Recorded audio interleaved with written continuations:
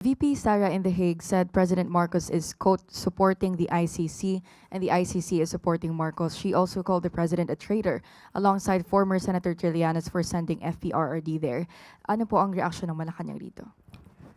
Ang lahat po halos ng sinasabi ng Vice Presidente sa ngayon ay walang basihan, walang saysay, useless, at nonsense. Maaaring ito ay kanya nasasabi out of frustration dahil ang kanyang ama ngayon ay nililitis sa ICC. Tandaan din po natin, uulit-ulitin natin, ang kaso na naisampa kay dating Pangulong Duterte ay noong taong pang 2017. Habang ang Pangulo, si Pangulong Marcos Jr. noon, ay isang ordinaryo at pribadong mamamayan lang. Hindi ito kasalanan ni Pangulong Marcos Jr. Tumutupad lang ang Pangulo sa batas. Kung meron dapat sisihin, walang iba, kundi ang kanyang sariling ama. Dahil sa mga pag-amin nito na siya mismo ay pumatay at nagpapatay. Kasama ang ibang mga co-perpetrators.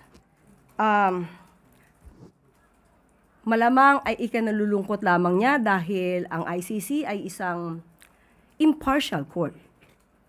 Hindi maaaring gamitan ng impluensya at hindi kayang takutin, nasaktan o anumang pwedeng gawing karahasan. So, muli, ang mga sinabi po ni Vice Presidente ay pawang walang katotohanan, useless, baseless, nonsense. Yusek, nagbago na po ba yung pagtingin ng Pangulo na hindi tayo babalik sa ICC? Sa ngayon ay wala pa rin pong anumang update. Katulad pa rin po ng aking sinabi, sa ngayon ay wala pa po na pag-uusapan kung kinakailangan ng mag-rejoin sa ICC.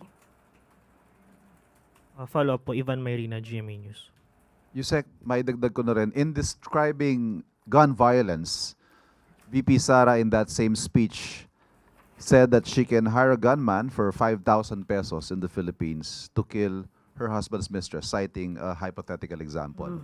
Your reaction to this, and how would the palace characterize gun violence in the Philippines? Ang Pangulo po at ang administrasyon na ito ay kumakalaban po sa mga criminal acts, sa mga ginagawang krimen. Kung siya naman po pala ay mayroon ng kinalaman patungkol dito, hindi po ba dapat siya ay tumulong para ito ay mabawasan? Or at least maibigay niya ang datos patungkol dito. Matagal na siyang opisyal, matagal din namuno ang kanyang ama bilang presidente. Bakit kaya hindi ito nasawata kung totoo ang kanyang binabanggit patungkol dito?